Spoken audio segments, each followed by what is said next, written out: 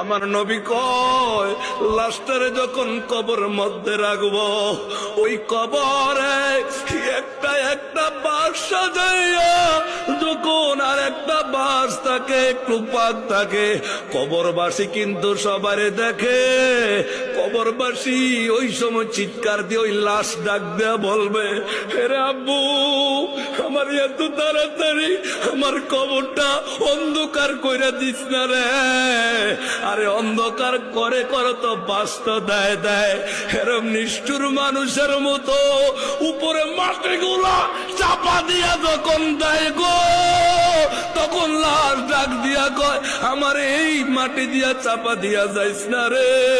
অন্ধকার কবরে কেমনে থাকবো চিৎকার বেড়ে কোন আল্লাহু আকবার কবরে যখন দিব ওই কবরের মধ্যে Likey